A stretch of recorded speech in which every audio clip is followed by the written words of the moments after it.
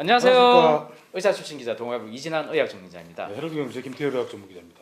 자, 우리 1편에 환자들이 궁금해하는 대장암 관련해서 우리 명의분을 모시고 이야기를 나눠봤는데 이번에도 똑같은 명의분이시죠? 누구신가요? 네, 저희가 그 최규석 네네. 경북대병원 대장암내과 교수님 모시고 지금 네네. 인터뷰를 하고 있는데요. 네네. 상편에서는 이제 그 주로 대장암의 최신 트렌드나 네네. 또 환자분들 네, 대한 네. 네. 질환이나 증상에 대해서 좀 알아봤다면 이번에는 일반인들이 사실 뭐 대장암에 굉장히 관심이 많죠. 굉장히 많죠. 네. 그래서 특히 뭐 중년 남성들 이렇게 고기 많이 드시고 회식도 많이 하시고 맞습니다. 술담회 많이 하시고 그러니까 네네. 그 대장암이 많이 걸리고 또 관심도 많은 것 같습니다. 그래서 네네. 저희가 일반인들이 관심 있는 질문들 한번 해보겠습니다. 네네. 평상시에 이런 만약에 증상이 있다면 네네. 반드시 뭐 대장암 검진 한번 받아보십시오라고 할 만한 어떤 그런 증상이 있는지요. 대장암의 초기 증상 뭐 3가지 또는 4가지나 5가지 좀 부탁드리겠습니다. 딱 이 증상이면 대장암이다라고 하는 증상은 사실 없습니다. 없지만 이제 몇 가지 증상, 중요한 증상을 말씀드리자면 첫 번째는 항문 출혈입니다. 항문 출혈은 사실 빈도로 보면 일반인들이 그 말씀하시는 치질이나 치액이 더 많지만 그거 그러려니 하고 지나다 보면 이제 놓치는 경우가 많기 때문에 출혈이 있을 때는 반드시 검진을 받아 보시는 게 좋습니다. 그래서 항문에 가까울수록 좀 붉은 출혈이 나오고 항문에서 좀 먼 곳에 이상이 있을 경우는 표시가 잘 안 나거나 검게 나올 수도 있기 때문에 꼭 붉은 게 피가 아니다. 그래서 좀 검게 나와도 관심 있게 봐야 될 것 같고, 두 번째는 배변 습관입니다. 그래서 평소 잘 배변 습관이 좋았었는데 갑자기 변비가 생겼다든지 아니면 뭐 점액 물질이 나온다든지 또 변을 보고 나도 시원하지 않고 또 가게 된다든지, 예를 들면 변은 비워지면 이제 우리가 쾌변을 하면 시원하게 느껴져야 되는데 안에 종양이 있게 되면 변을 봐도 또 변이 있는 것처럼 이제 느껴지는 변이를 느끼기 때문에 네. 이제 그런 부분이 있다든지 혹시 배에 마구리 만져진다든지 또 잘 먹고 하는데도 이상하게 좀 창백해 보인다, 알 수 없는 빈혈이 있다, 이런 경우에는 이제 수년간 자기도 모르게 조금씩 출혈을 해서 빈혈이 생기는 경우가 있기 때문에 그런 증상이 있을 때는 검진을 꼭 받아보시는 게 좋겠고, 제일 중요한 거는 증상이 없을 때, 증상이 없을 때라도 항상 검진에 대해서 관심을 가지고 하시는 게 좋습니다. 근데 이게 대장암 검진은요, 이게 위 검진처럼 이렇게 쉽지가 않습니다. 이게 50세부터인가요? 네. 50세 예, 예. 50세부터 권장하는 게 50세부터 이제 5년 주기로 자멸 분변 검사. 자멸분변 검사는 이제 그거보다 더 자주 하게 되고, 네. 내시경 권하는 게 한 5년 간격으로 하라 이렇게 되는데, 사실 이 기자님 말씀대로 이게 보통 일이 아니거든요. 이제 전 처치 과정이 너무 그 힘들어서 조금 꺼려하는 부분이 예전에는 있습니다. 저희가 이제 대장암 검그 받는다 그러면은 막 그 거의 한 4리터 예. 가까이 물만 막 먹어야 마셔도 되잖아요. 좀 예. 할만한데. 지금은 이제 이게 절반 정도로 줄었고, 네네. 또 분말로 된 또 약간 간편한 게 있습니다. 네. 그래서 그 전문의하고 잘 상의하시면 자기한테 맞게 그 세척제를 받아서 장기 요즘 막 기술이 설치하시고. 계속 발전하고 있어가지고 예전처럼 네. 아주 고통스럽지는 않다 그러더라고요. 아 그렇습니까? 4리터 이상 뭐 난 옛날 한 번 받고 난 다음엔 절대로 안 받기로 했는데 큰일 났네. 50이 됐네 딱. 꼭 하셔야 됩니다. 네. 교수님, 그리고 아까 그 증상 말씀하실 때 이런 거하고 혹시 뭐 통증이나 뭐 이런 거는 없나요? 통증이 있으면 이제 병원을 찾겠죠. 사실은 이제 통증이 있을 정도 되면 이제 굉장히 진행됐을 경우가 많습니다. 그래서 굳이 통증하고 바로 연관시킬 수는 없고요. 예. 급격한 체중이 감소되는. 네, 그것도 있습니다. 초기암에서는 잘 안 생기는 거기 때문에 체중 감소가 있으면 이미 어느 정도 조금 진행되어 있을 가능성도 좀 있죠. 전 뱃살이 많아가지고 예. 머리 안 만져질 것 같은데 예. 그래도 만져집니까? 크면 이제 만져지죠. 만져집니까? 크면 만져지고 네네. 이제 장이 일부가 조금 막히면 그 막히는 그 앞쪽이 이제 커지면서 이게 좀 망우리처럼 만족해지는 경우가 있죠. 네. 네. 알겠습니다. 그 국내 그 나이대 또 직업군을 포함해서 가장 위험한 군이 혹시 있지 않을까 싶어서 제가 좀 환자를 많이 보시니까요. 자, 대장암 걸릴 만한 그런 군이 있습니까? 글쎄요. 그거는 뭐 제가 딱 특정해서 어떤 직업군을 말하기는 상당히 곤란할 것 같습니다. 네. 이게 알려진 게 사실은 없고 네네. 대장암의 그 연령대라고 하면 대장암 아까도 말씀드렸다시피 어느 한순간 암으로 되는 경우가 다행히도 없습니다. 그래서 일정 기간이 지나야 되고 그 기간 전에는 이제 일반인들이 이야기하는 무슨 용종, 선종, 물혹 이런 단계를 이제 거치게 되죠. 그래서 그게 지나서 시간이 많이 지나면 이제 암으로 발전하게 되는데 이제 그런 과정을 거치기 때문에 암 그 유발인자에 노출되는 기간이 일정 기간 이상이 돼야 되겠죠. 그래서 이제 나이가 아무래도 좀 고령자에 네. 좀 많게 됩니다. 그래서 대부분 보면 60, 70대가 이제 거의 대부분인데 네네. 최근에는 40대 이전에도 증가하는 것으로 되어 있습니다. 그래서 그런 부분은 조금 이게 유전적 그 연관성이 있는 것으로 보고 네네. 특히 가족 중에 그 유관암에 걸린 분이 있다든지 그런 가게에 속해 있는 분이라고 생각되시면 50대까지 가지 않더라도 조금 일찍 건강 검진을 받고 관심을 가지는 것이 중요할 것 같습니다. 구체적인 유전 인자가 밝혀진 건 없죠. 있죠. 뭐 대장암. 유방암처럼 뭐 브라카 뭐 유전자라는 그런 있죠. 있습니까? 네, 있습니다. 그거는 이제 대장암 전체의 한 5%에 해당되는 네네. 유전성 대장암이 있습니다. 두 가지로 갈려져 있는데 하나는 가족성 용종 쪽이랑 있고 그다음에 유전성 대장암이 있는데 그 부분에는 알려진 유전자가 있고 그거는 뭐 거의 우성 유전을 하기 때문에 가족 중 확률적으로 따지면 절반이 생기게 됩니다.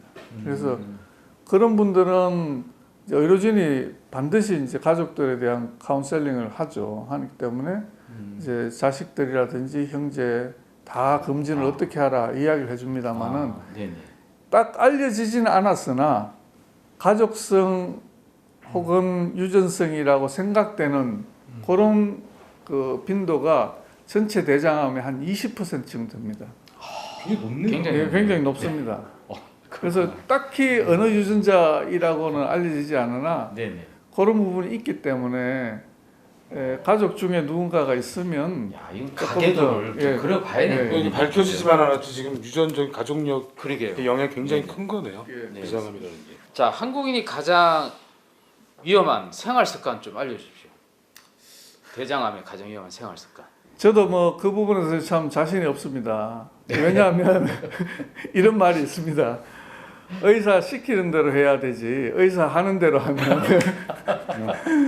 그 의사 시킨 대로 어떻게 해야 됩니까? 뭐 이게 답은 사실 좀 모범 답안일 수밖에 없지만 네네. 이제 가장 그 대장암하고 연관되어 있다고 지금 알려져 있는 것 중에 하나가 동물성 지방입니다. 그래서 최근 이제 저희들 육식을 하는 이 인구가 굉장히 늘고 그다음에 육식의 양이 또 굉장히 늘고 여기에 이제 음주까지 더해지고 하면 우리가 가지고 있는 이 육식의 패턴이 되게 보면 구운 고기, 그다음에 탄 지방, 그래야 이 풍미가 느껴지는 게 더 당기게 되는 거죠. 네. 그래서 그런 것들이 사실은 이제 체내에 들어가서 소화기관을 거칠 때 장내 세균을 바꾸든지 아니면 장내 상피세포의 이상을 초래한다든지 해서 이제 암이 생기게 되기 때문에 네네. 그런 부분은 반드시 이게 끊거나 줄여야 된다. 그렇게 말씀드리고 이제 두 번째는 그 체형 유지입니다. 그래서 내장 그 비만. 지방 비만을 가지게 되면 이 암 유발 인자들이 주로 그 지방에 이렇게 녹아서 되어 있거든요. 그 지용성입니다. 지용성이 많습니다. 그래서 수용성이 이게 빨리 배출이 되는데 그래서 거기에 이렇게 축적돼 있다가 지속적으로 이게 노출이 되면서 암을 일으키기 때문에 네네. 건강하게 운동 열심히 하시고 주기적으로 하시고 그다음에 편향된 식습관이 있으면 조금 그 밸런스 잘 맞춘 그런 식습관으로 바꾸고 네네. 그렇게 하시는 게 아마 중요할 것 같습니다. 교수님은 뱃살이 없어 보입니다. 우리, 아유 저도 있습니다. 우리 김철 기자님은 뱃살이 좀 있어 조금 있죠. 근데 네. 제가 많이 있습니다. 조금 아닙니다. 네. 영양학회라든가 또 일설에 의하면 한국인들이 동물성 단백질이 부족하다 오히려. 그래서 뭐 노년층일수록 근감소 근감소 예방하기 때문에. 위해서 맞습니다. 네. 고기를 오히려 육식을 더 먹어야 된다. 네. 뭐 이런 주장도 있거든요. 예. 그래서 참 대장암은 또 생각해서는 또 줄여야 될 것 같고. 동물성 지방이 섞이지 않은 단백질도 상당히 많이 있습니다. 예를 들어서 뭐 콩이나 식물성. 네네. 두부도 있고 네네. 그다음에 그 지방질이 그렇게 없는 뭐 흰살 생선이라든지 뭐 이런 부분도 있고 하기 때문에 다양하게 좀 그 단백질을 섭취하는 것이 좋지 않겠나. 네. 예. 교수님 평소에 건강을 위해서 지키고 있는 것 좀 그렇죠. 알려주세요. 아니, 그러니까 교수님이 네. 대장암 예방을 위해서 평소 실천하고 계신 지키고 계신 생활 습관 네. 이거를 말씀해 주시면 되겠네요. 스트레스 속에 바쁘게 살면서 그걸 잘 지키지 못하는 게 현실입니다. 단지 좀 저는 이제 이게 나의 천직이라니 하고 좀 즐기는 편이고 좀 긍정적인 마인드로 살아가고 있고 네. 단 5년에 한 번 검사는 꼭 한다. 그래서 저는 그거는 꼭 지키고 있습니다. 네. 얼마 전에도 했습니다. 아 그렇구나. 그 5년에 한 번이니까 매년 해도 됩니까? 어떻습니까? 매년 하면 뭐 네. 큰 의미가 없죠. 왜냐하면 아까도 말씀드렸다시피 1년 안에 변하지 않기 때문에 네. 매년 하실 필요 없고 네. 선종이 대장암의 씨앗이라고 그러죠.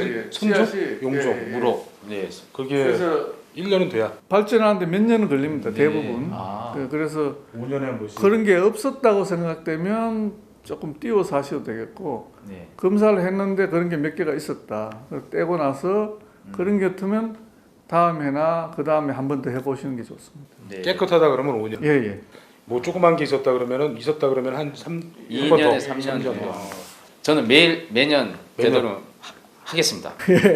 김철 기자님, 우리 또 일반인들이 가장 관심 많은 거 질문 좀 해주십시오. 방송이나 뭐 인터넷 이런 데 보면은 꼭 무슨 암에 막 좋은 뭐 채소라든가 뭐 약초 뭐 이런 많아요 그런 것들. 뭐 소개하는 한약 게. 비스무리한 뭐 그래서 것도 많고 너무 네. 무분별한 정보가 많기 때문에 네. 일반인들은 사실 그런 정보에 막 혹할 수 있거든요. 저희들도 사실은 그 환자들한테도 뭐 거의 100% 받는 질문이죠. 수술하고 나면 뭐 이거 먹어도 됩니까? 뭐 피해야 될 음식은 뭡니까?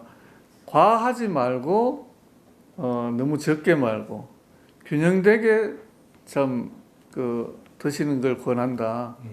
예를 들면 뭐 고기도 조금 있어야 되고 채소도 좀 있어야 되고 지방이든 단백질이든 이게 잘 분포가 잘 된 그런 식단을 꾸려가는 게 좋겠다.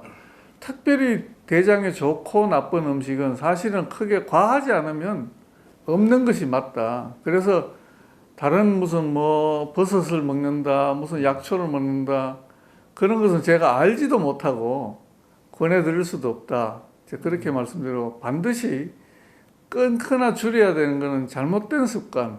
아까 이야기는 과도한 그 음주라든지 흡연이라든지 그다음에 생활 습관 자체가 규칙적으로 살지 못하는 이런 부분들은 좀 교정을 해줘야지 좋지 않을까. 네. 그다음에 운동 열심히 하시고. 네네. 앞으로 계획과 또 시청자들에게 또 좀 얘기하고 싶은 거 좀 말씀 부탁드리겠습니다.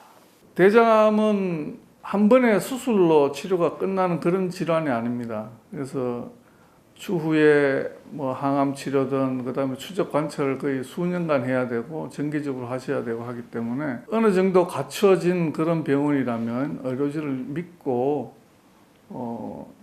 병원을 잘 찾아서 그렇게 진료를 받으시면 좋을 것 같고 제가 늘 하는 말이지만 저희 대장학문학회에서도 집 가까운 병원이 가장 좋은 병원이 될 때까지 전체 의료진 그다음에 의수를 이렇게 표준화하는 작업을 여러 가지로 하고 있습니다. 그래서 언젠가는 그런 날이 오지 않을까 이렇게 생각하고 이 채널에서 제가 말씀드린 요 몇 가지를 계기로 여러분들 건강에 더 유의하시고 특히 대장암에 좀 더 관심을 가지시면서 행복한 삶 꾸려나갔으면 좋겠습니다. 칠곡 경대병원 대장항문외과 최규석 교수님 국내 최고 명의를 모시고 대장암 수술편을 마치도록 하겠습니다. 끝까지 시청해 주신 여러분 감사드리고요. 자, 톡톡건강 이진환 TV 그리고 네. 김태열의 생생건강 365TV. 네, 우리 해당 분야 명의라면 전국 어디든지 앞으로 찾아가도록 그렇습니다. 네. 하겠습니다. 구독과 좋아요 눌러주시고요. 다음에 또 뵙도록 하겠습니다. 고맙습니다. 네, 고맙습니다.